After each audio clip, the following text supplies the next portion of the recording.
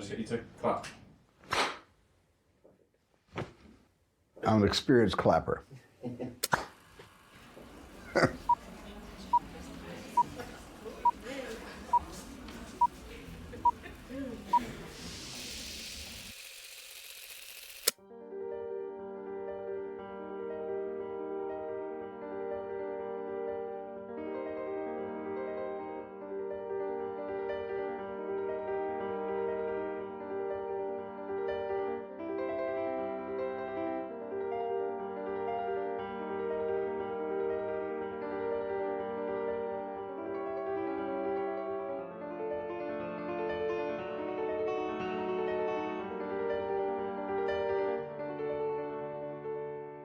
It feels like I'm overstating it when I say that Steven Spielberg is American cinema.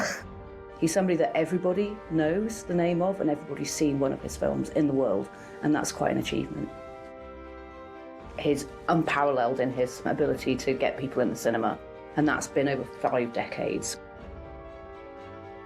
His movies have impacted, shaped, or just found their ways into almost everyone's lives.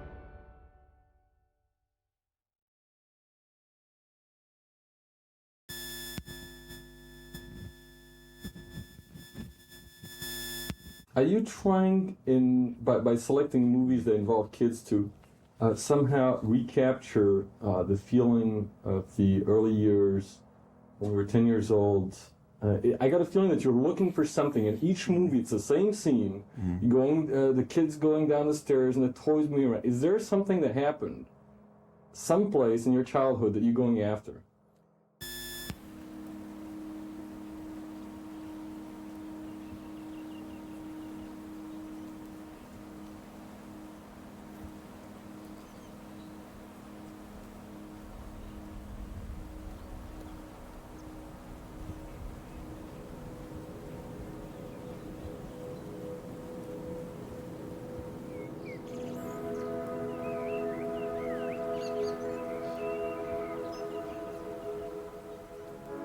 My parents never bought me enough toys.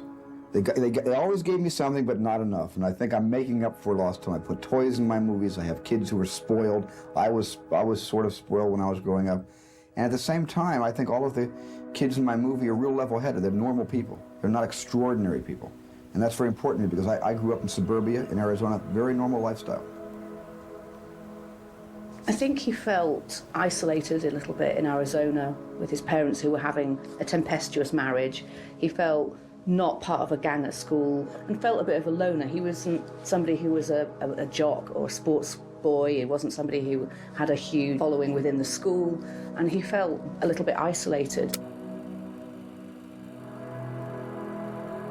His father helped create the first data processing machine, and his mother was this concert pianist who also ran a restaurant.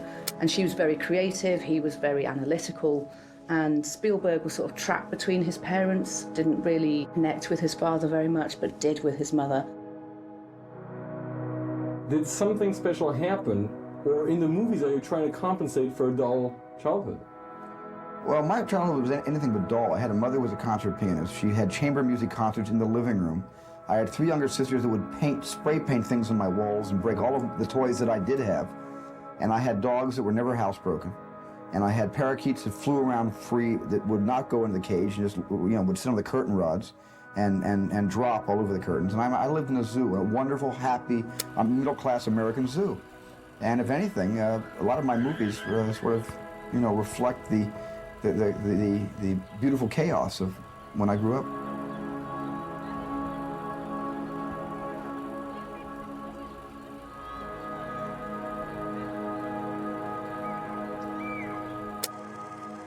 And it was his mother who really encouraged him to start filming with a little camera in his backyard. And that's what sort of helped him find his tribe. So he had this group of friends that he made films with and created all sorts of adventures with in the desert. And this was a way to really carve his own path and feel that he understood what he was doing and had his own agency as a kid. So I think it was something that he felt he could be the master of his destiny over. But was there a single shattering experience, or I mean, maybe I don't know if it's called mystic or spiritual, but there's a spiritual aspect to certain scenes that recur from movie to movie. With the contact with the light, or that thing. Did that happen in your life? No, but maybe I wanted it to happen and it never did.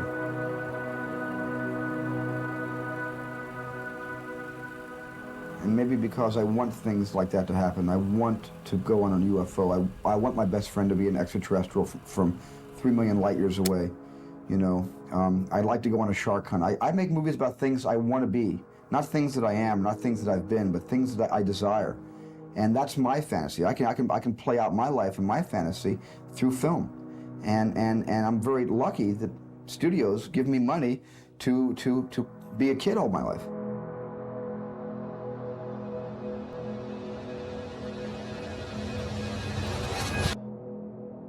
Spielberg just had an affinity with films from a very, very young age and was watching very grown-up movies from that age. I mean, he was very typical, I think, of a young person growing up in 50s, 60s America, for whom movies really were a definition in many ways of American life. And the tall palm trees are the colorful setting of what is known as the home of movie stars.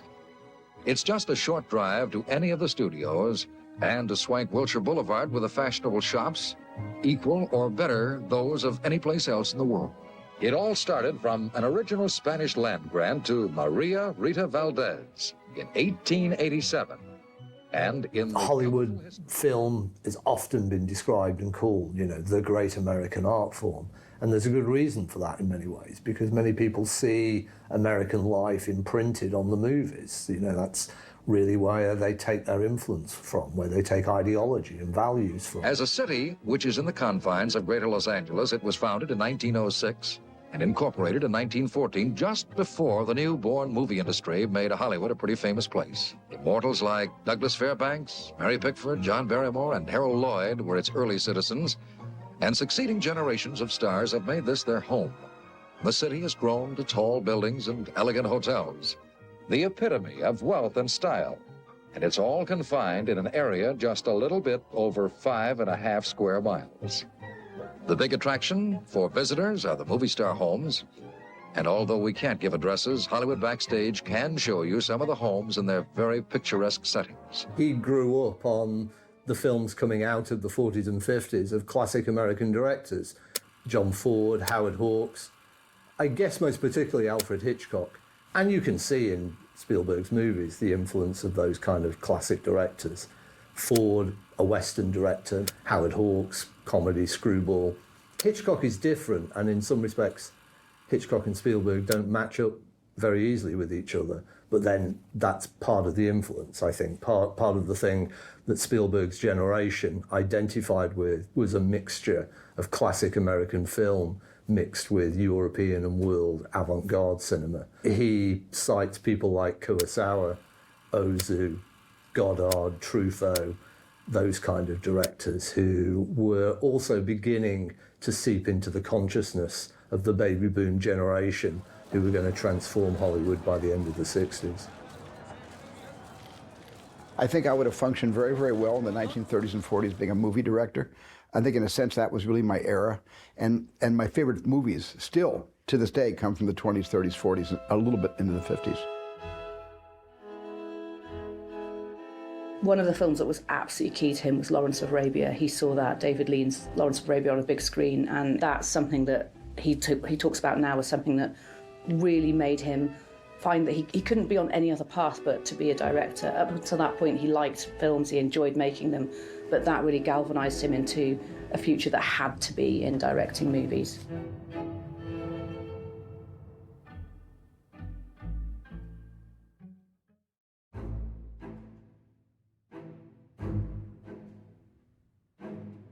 Steven Spielberg came to Los Angeles fairly early in life and very quickly just got immersed within movie culture.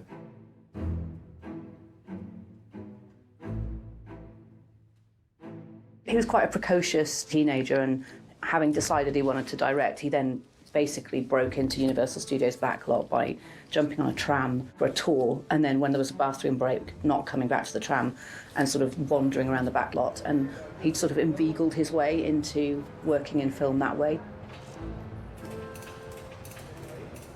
And he'd impressed some people. So he'd done a short film called Anne Boleyn, which had impressed with its ability and its competency, but he hadn't really been tested that much outside of TV. Even though he'd been directing, Joan Crawford at the age of 20 on TV shows, he hadn't been tested in a big film. So Jaws was his sort of opportunity to show what he could do with a budget and with a big screen. So it was a real make or break for him. If it didn't work, then maybe he wouldn't get another opportunity, but if it did, then maybe it would take him where he wanted to go, where his heroes were making films as well.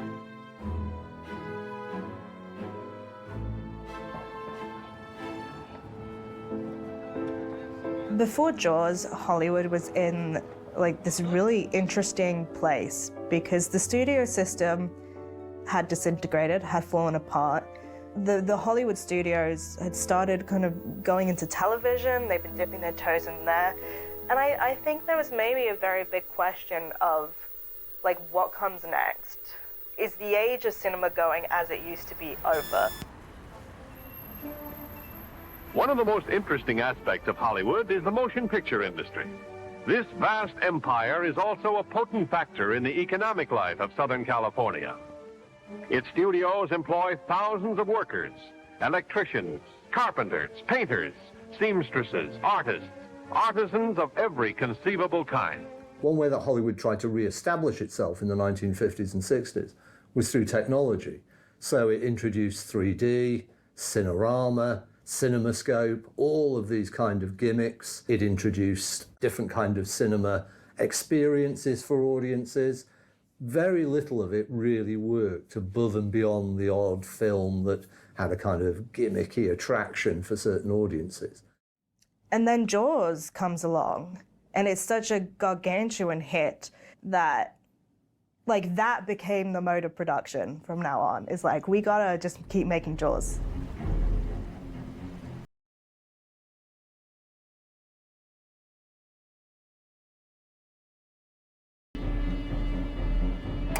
Obviously not just Jaws, but we got to replicate that success every single time now until I think today we're still probably trying to make Jaws again. That shark was a complete prima donna and just would not come out of its dressing room. Its dressing room happened to be the Atlantic Ocean, but we could not get the shark to make an appearance. And I think in a sense, because the shark didn't show up, the shark's a no-show saved the movie. And it would have been a very different film had the shark worked. It would have been a sort of creature feature, which probably would have been as effective because it's Spielberg and he's very good, but he had to innovate on that shoot and operate from a place of panic. I just went ahead and made the movie anyway, using the ocean as the nemesis, or at least as the threat. And I think it cranked up the suspense a lot more than had we originally, the way it was in the screenplay, had the shark showing up in every sequence.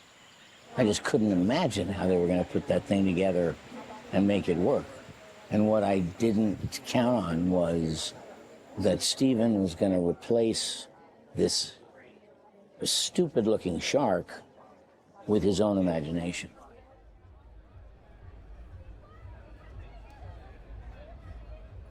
When it opened, he and Martin Scorsese drove around Hollywood looking at the lines outside cinemas.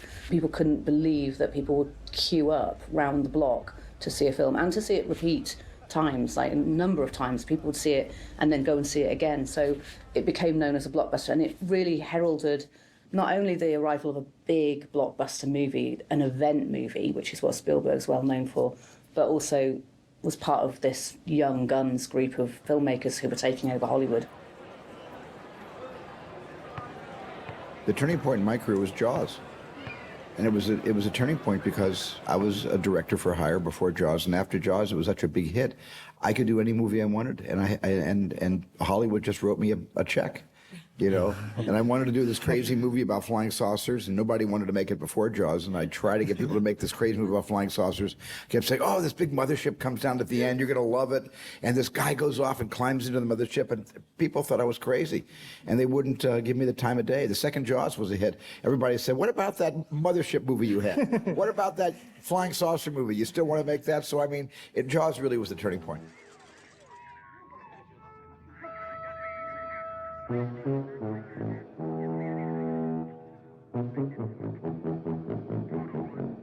In the next project, which was Close Encounters,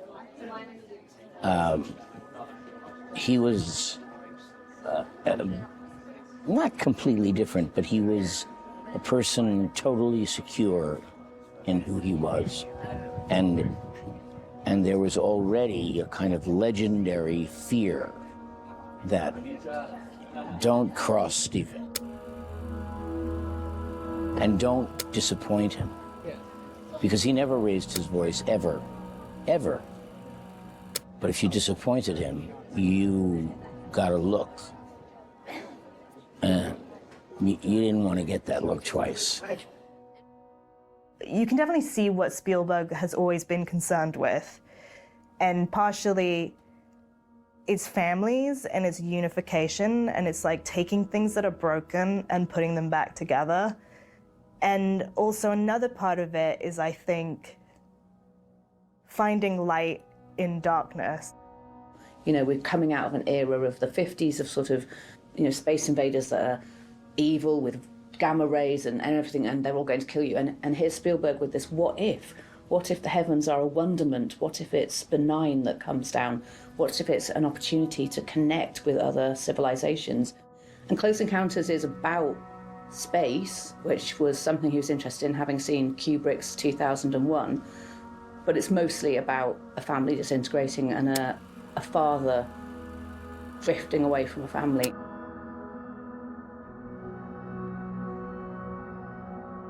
It was the first film I'd ever made about a family breaking up, colliding with their values or with their obsessions. And I wrote the script, so I think it was very evocative of my own life and the trauma that we all suffer. My parents announced to all of us that they were separating, and then later they would be divorcing. It was such a sort of mix of sci-fi but also the personal, and that's what makes it so successful. The character is so strong in this, as well as the effects.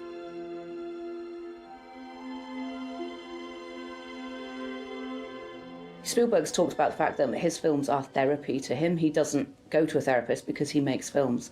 And this was something that I think is important to him to make and explore. You know, often the subconscious bell that's being rung are traumatic things that have happened to all of us when we're young people, and get a chance to express that trauma through painting or through music or through design or through filmmaking or through writing books or short stories.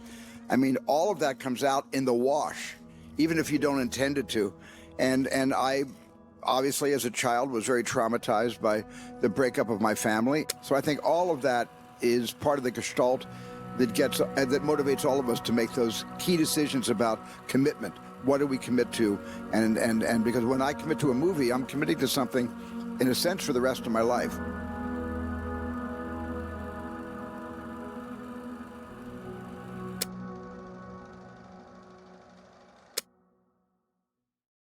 Between the two of you, you represent perhaps more fun and enjoyment in the films you've given the world than any other two directors we could name who are alive today. And neither of you has ever gone home with a gold statue. Does that make any difference? I want to know what you think about that. I have a lot of gold statues. They don't look like that one, but I have a lot of gold statues. You're next, George. That was a good answer, so it's up to you. I don't really have any thoughts about it at all, actually. Okay. Okay, anybody else? After Close Encounters of the Third Kind in 1977, Spielberg had already had discussions with George Lucas about a big franchise film series that they wanted to do. And they didn't quite know how they wanted to kind of prepare this or make it at the time. but they had a central character who they thought was going to be an archaeologist, and they were thinking about the ways in which they could build a story around that. In the meantime, Spielberg had had this pet project that he wanted to develop in 1941, but it proved to be a disappointment commercially, and Spielberg moved on very quickly into what would become Lucas and Spielberg's story of the archaeologist Indiana Jones.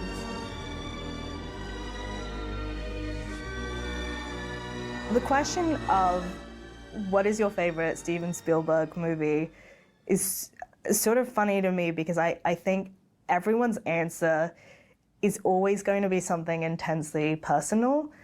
I mean, for me, it's Indiana Jones, Raiders of the Lost Ark.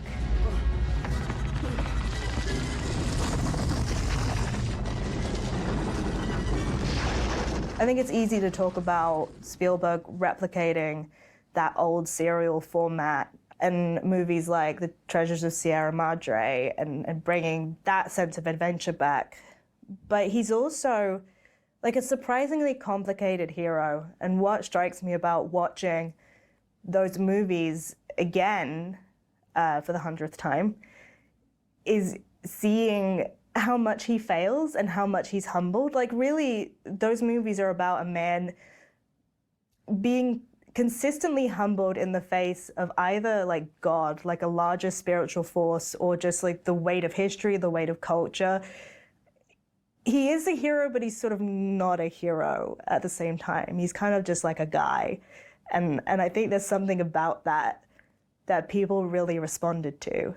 I had a great time making the first one here in England, and I wanted to repeat the experience, and I also, selfishly didn't want anyone else to make it. I figured if they were going to make another one, since I helped generate the ideas along with George Lucas in the first one, I felt that I had a responsibility to finish the series, and there will be a series of 3 Indiana Jones films, and I'll probably direct all 3 of them.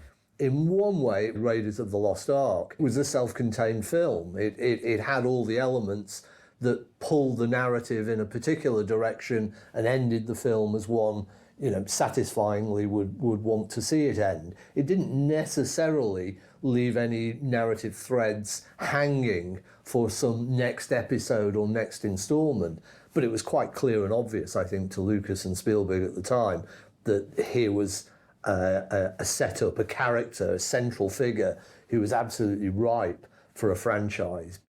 No one ever asks if I'm making AI or another 1941 or Hook.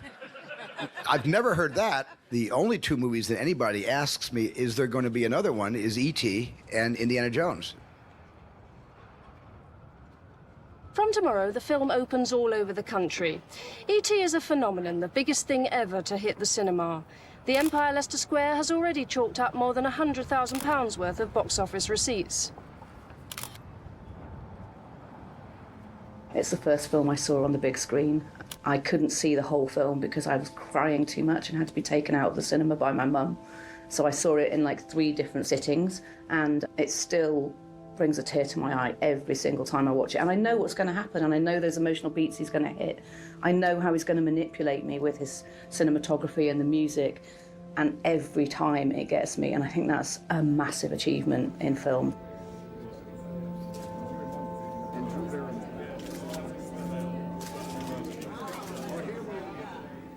What's the story of E.T.? Well, it's kind of like a creature coming from space and losing its friends, and it gets lost, and it comes to our house, and Elliot takes it in, and then E.T. makes a mess out of it.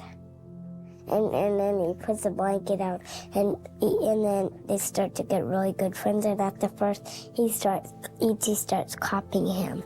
The thing with E.T. is that it's actually an immensely personal film for Spielberg, because he was thinking back on when his parents divorced and the immense loneliness that he felt as a child, and just imagining what if somebody was there for me? What if I could have a companion to help me through that? And that's basically where E.T. popped up from. He's the comforting, guiding hand for any lost or confused child, which even, you know, for people who are not the children of divorce, who haven't gone through that experience, I think everyone has had some period in their childhood where they wished someone could just be like, it's okay.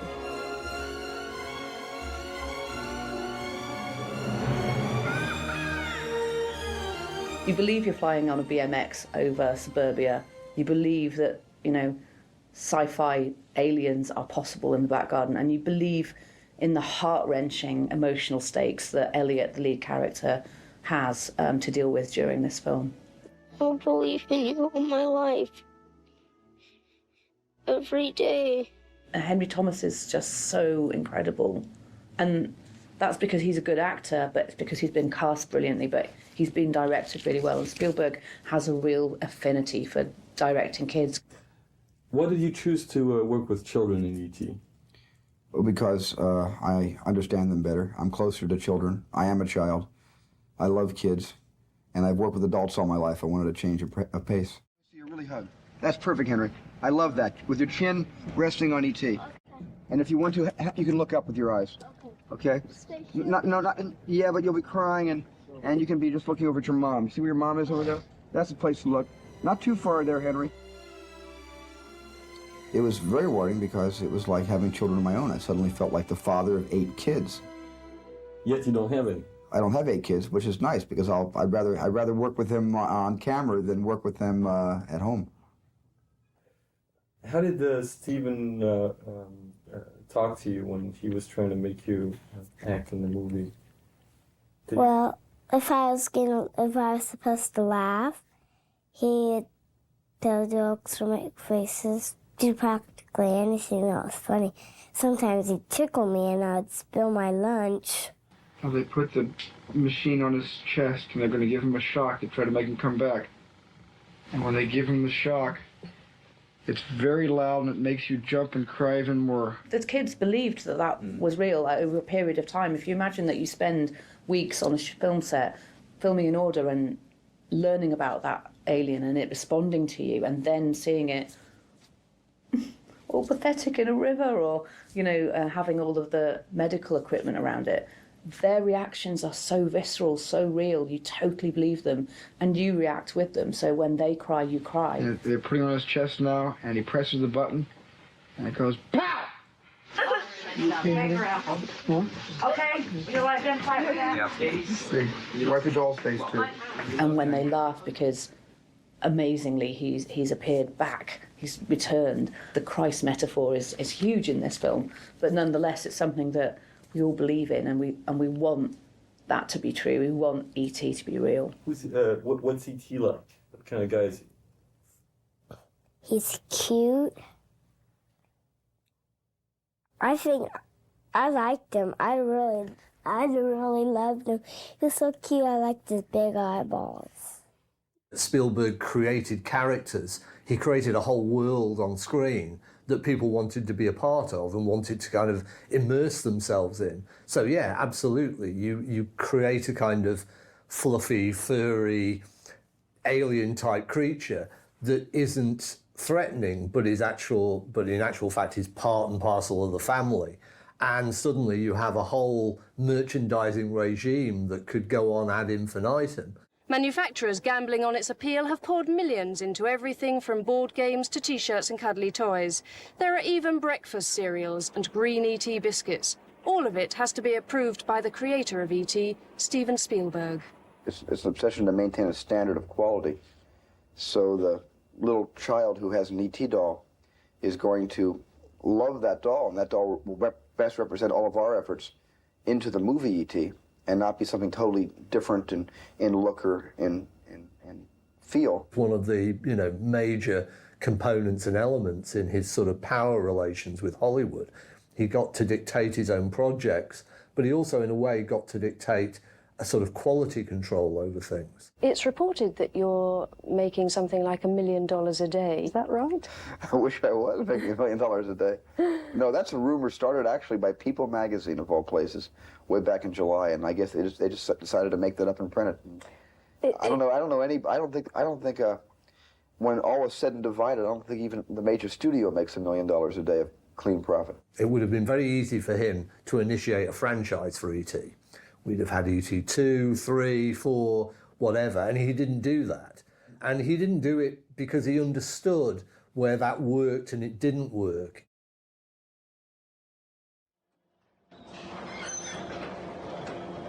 Not so long ago, spin-offs like these T-shirts were designed to advertise a film. Now the merchandising often does bigger business than the film itself. Batman sold $1 billion of spin-offs. Judging by Harrods' young customers, Jurassic Park will do even better. They're huge, they're exciting. Well, I like learning about how dinosaurs ate each other. It's huge and it's got huge teeth and it's just... The question of it what just stands out. Draws Steven Spielberg to each movie that he makes, it sort of both comes down to like the really common impulses throughout his work of like, yeah, unity, fixing broken things, finding goodness.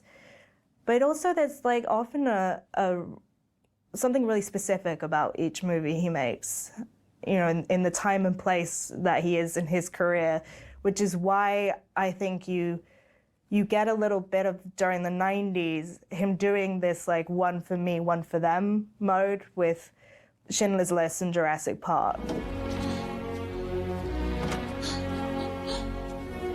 I mean, it's absolutely groundbreaking in his visuals. No one had seen anything like that before. When we watched Jurassic Park, we were as filled with wonder as the characters. We couldn't believe our eyes.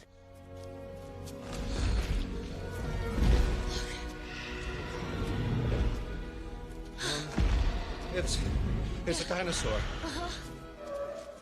Jurassic Park, in a way, was sort of the let's make Jaws again that Hollywood was looking for.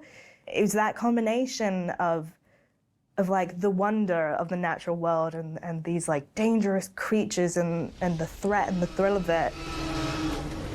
But also these very kind of intelligent, competent characters trying to deal with this issue, which I think is something we don't always see in these grand action spectacles. And it's what I've always really appreciated about Jurassic Park. The object here is a replica of the upper arm bone from the wing of a flying reptile found in West Texas. Spielberg was very resentful about Jurassic Park at first because he was trying to make Schindler's List, and then every evening, like, the people were sending him mock-ups of dinosaurs, and he's like, stop, no, this is ridiculous. But, you know, I think now he has really come to appreciate both movies. We do just want to identify him with the Jurassic Parks and the ETs and the Jaws and this like big popcorn entertainment, light fun, and that isn't the entirety of who he is.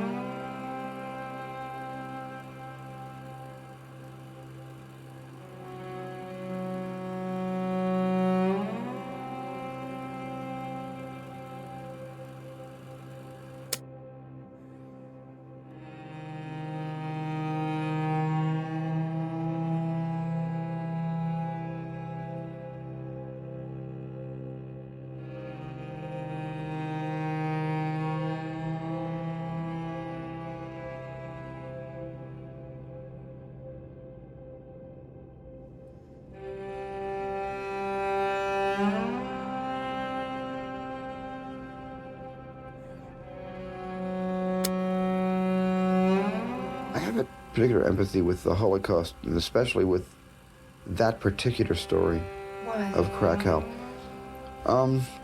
It's a microcosm, I think, of all that went on in 7 years, and told in both civilized and uncivilized terms. And I'm very anxious to see if there is a possibility of making a very uncommercial movie out of a rather remarkable idea.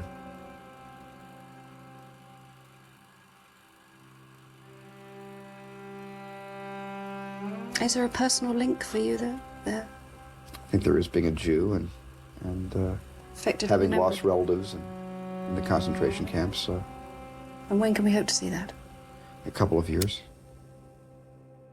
Spielberg has, talked a little bit about his experiences growing up, often being the only Jewish family in the neighborhoods that he lived in, and either feeling really isolated by that or actually just experiencing bigotry. And there's a feeling of when he talks about Schindler's List that he hadn't really processed that fully until he got to this movie. Schindler's List was something I thought would never happen. It came into my life 11 years ago, and it just sort of went through the 80s as I was still, making Indiana Jones films. Schindler's List was always there waiting for me. I wasn't ready for it. It was ready for me. And then something happened later in the 80s after I had some kids, and I took some responsibility for my work as a filmmaker, not just to make the studios happy, but to do something, I think, for myself and for others on a non-commercial consideration. So I think this was just something that had to happen, later than earlier. I don't think if I had made this picture 11 years ago, it would have been the same picture. He didn't want to make it at first because I think he was kind of overwhelmed by the weight of it and the subject, and he was trying to pass it off to Scorsese. He was trying to pass it off to all these other filmmakers. Well, I was feeling very guilty that I wasn't feeling ready to do this story, and I didn't want to just wallow throughout the 80s. And so there were several directors. Marty was one of them. There were several directors who I approached, and all of them were wonderful. All of them said, no, this is your project. You have to do this. And I think that's why Schindler's List has such a force of sincerity behind it, because he was making the movie for himself.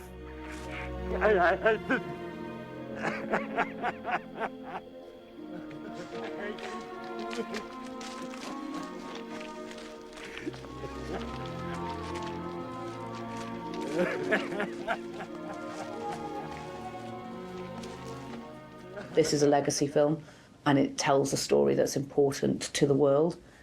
And I think it's something that he wanted to explore to see if he could. He's a very commercial director up to this point. Could he make a black and white 3-hour art house film that might be an awards contender? This was it, and he had a go at it. The Oscar goes to, this is a big surprise, Steven Spielberg for Schindler's List.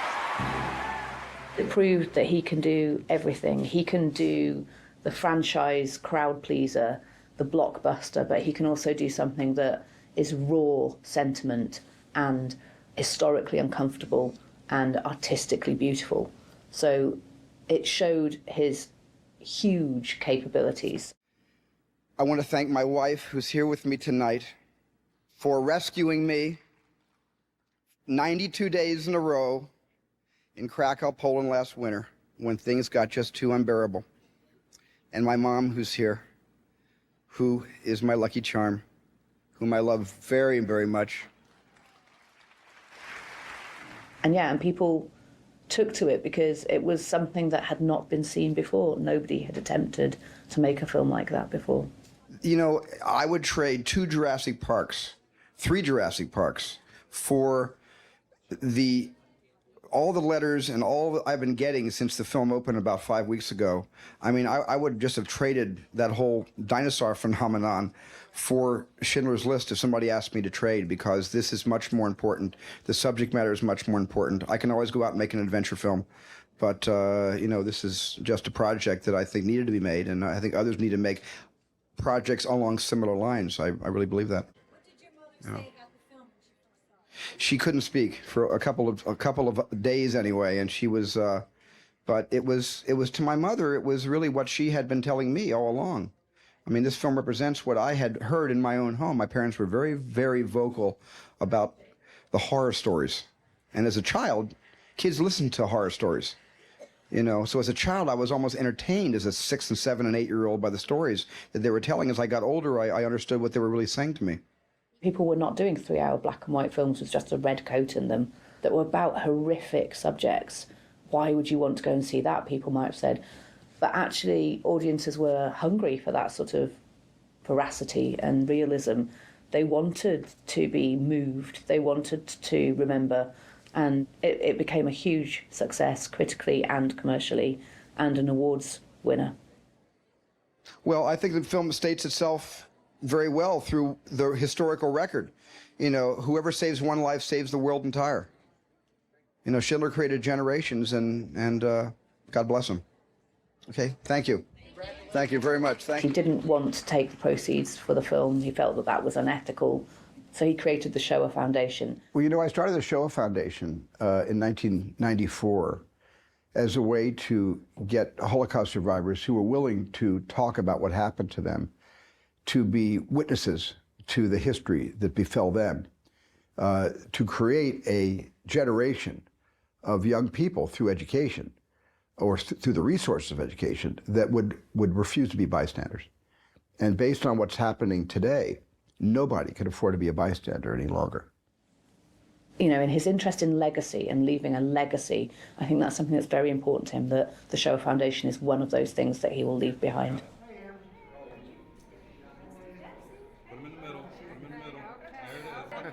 Reels of unexposed film remain unchanged in the darkness until they're exposed to light. And the Shoah Foundation grew out of the idea that whether it comes from a movie projector or a flickering yahrzeit candle, we have to create our own brightness. Even though you can't fix everything on your own, you do what you can.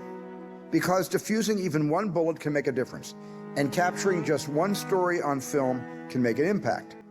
And watching survivors of past and recent genocides speak to our young people about the horrors of intolerance can change a mind and a heart forever.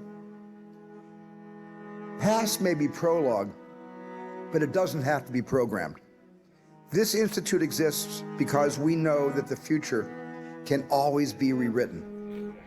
So after Spielberg had finished Schindler's List in 1993, it was a movie that had taken a huge amount out of him. He'd been working on it for a long period of time, and he basically took a rest from the movie industry for the next 4 years or so. What? You need an actress for your next film? I'm not working for a while. I'm off for a bit. Yeah.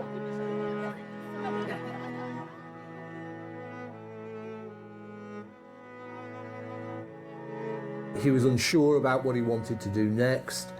He didn't know how he was going to follow up a movie as intense and as personal and as tragic in many ways as Schindler's List was.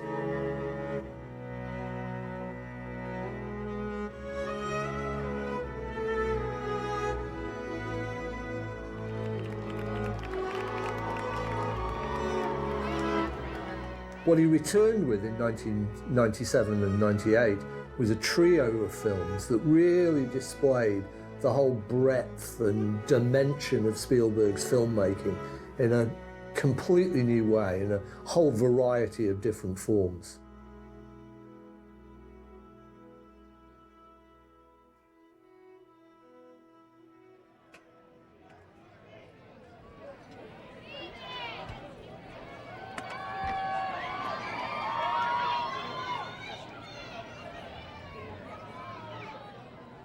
Jaws, E.T., Jurassic Park, Schindler's List, Lincoln. I mean, one could go on, but the diversity of what you've made, where do you get the diversity from? How can you be so lateral an operator?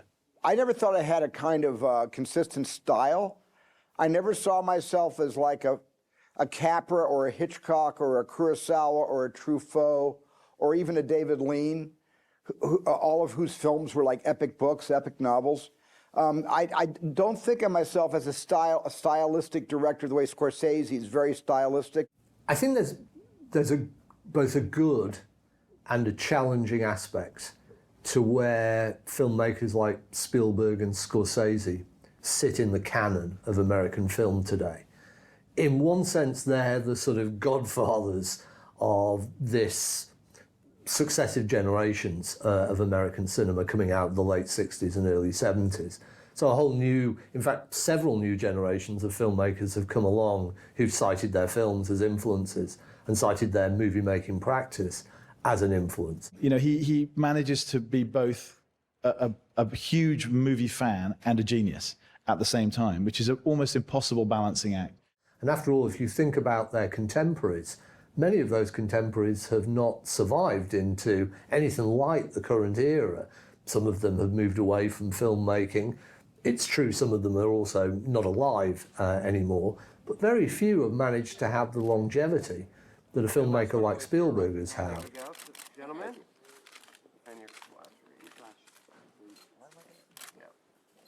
He's constantly exploring and watching what other people are doing and being inspired by it. He's nurtured a lot of new talent himself as an exec producer. He's on numerous boards for numerous companies. He's just hugely excited about film, and he's as excited as anyone else about what comes next. And I think his career and his filmography shows that sort of appetite for exploration. I've always thought of myself more like Michael Curtiz or Victor Fleming, those kind of workhorse, eclectic directors of the 1930s and 40s that were just interested in everything equally. And I've always felt that way about myself. I have so many crazy dissimilar interests. And I think that's why my films aren't kind of from the same mold every time. How are you? Good. He stayed relevant by pulling in a new generation of filmmakers as well, I think, to his films. And I think the interesting thing about Spielberg in that regard is he's occasionally tried to go back and sort of pull in that younger generation by making a young Steven Spielberg film.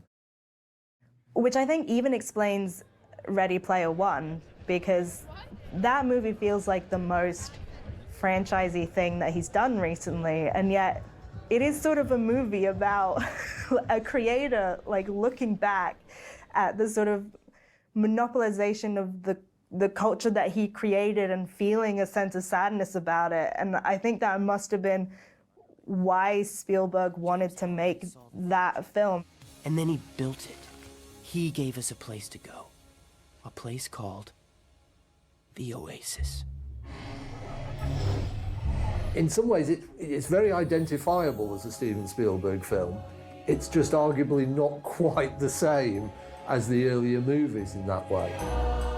This is the Oasis. It's a place where the limits of reality are your own imagination. And in some respects, actually, it's his more grown-up films. It's his more serious grown-up films that actually people still find a certain resonance and a certain attraction to, I think, in many ways, and with good purpose, because Spielberg is working at a kind of level as a much more experienced filmmaker now, as somebody who has done it all and seen it all. Do you still feel the same fire in the belly? Yeah. Yeah, the fire hasn't gone out. The fire's actually intensified because in a sense, you know, I don't feel like I have to prove anything. So in a way, that doesn't mean I'm making pictures for anyone other than, you know, whatever intuition happens to be visited me on a Tuesday, let's say, when I get an idea, when I read something that inspires me. So I think that I have actually more ambition now than I had when I was actually younger. Don't know why that is.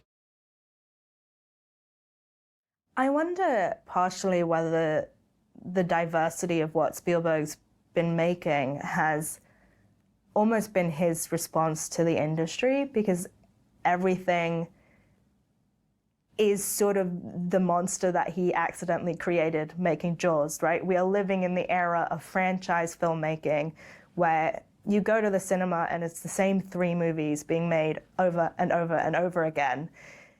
And, you know, Spielberg has gone, well, okay, I'm gonna make a classic golden age musical. Like I'm going to make these really thoughtful sci-fis. I'm gonna make a movie about my own childhood. Like it just feels like it's him reacting to the industry, but in a very reflective way.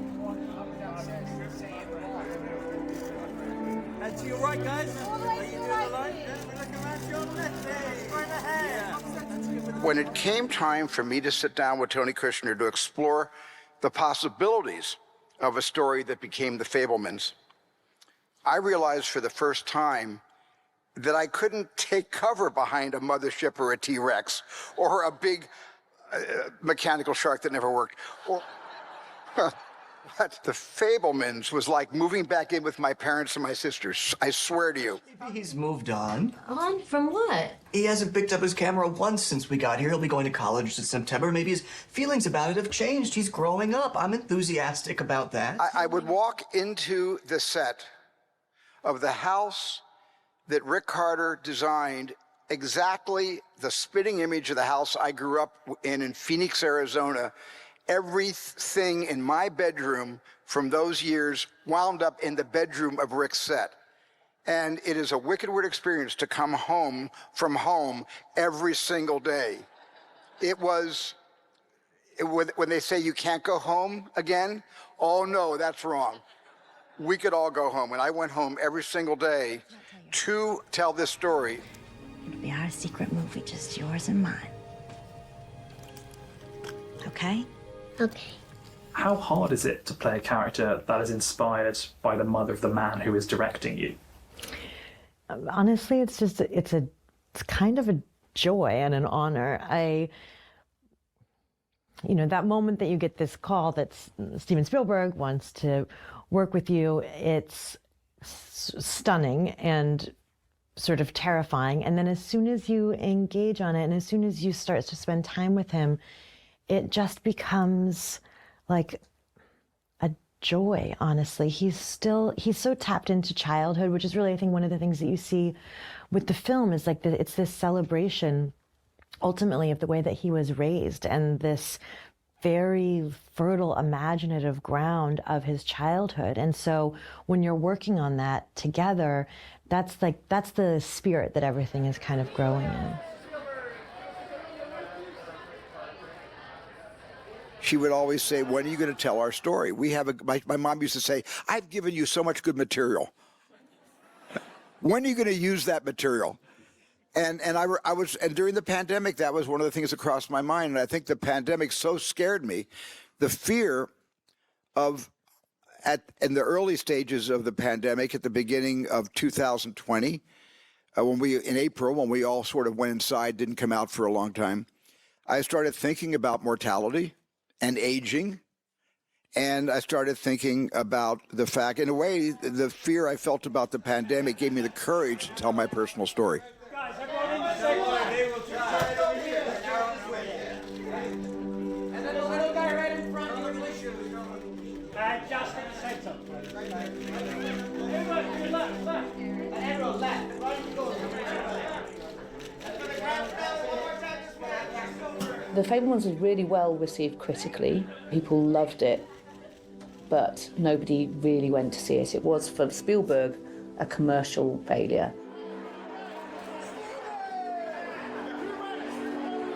It makes me really sad that the Fabelmans just didn't do well at the box office at all, because it says so much about where we are with cinema.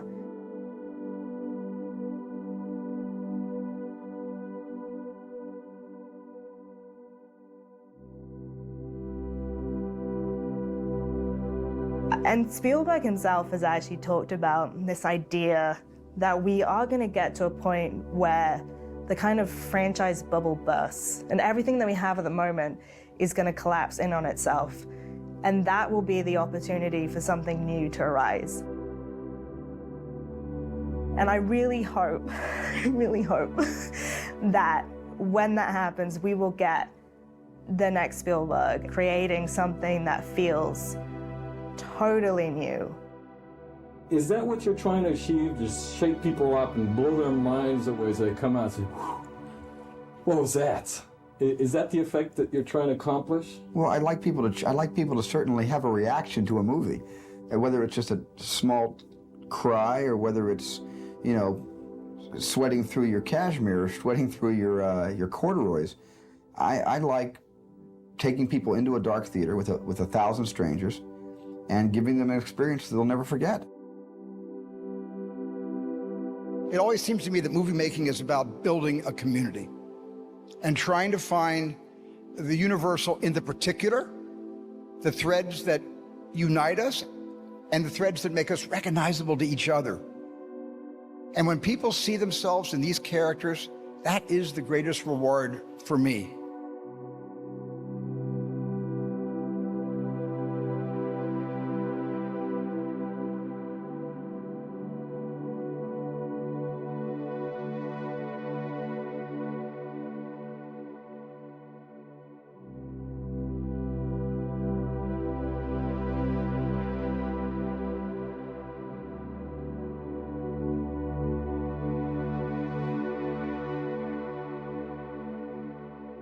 It has been a wild ride, and for putting me on that ride, buckling me in and sending me on my way every day, I think with reverence and awe and enormous gratitude of my very unique mother and father.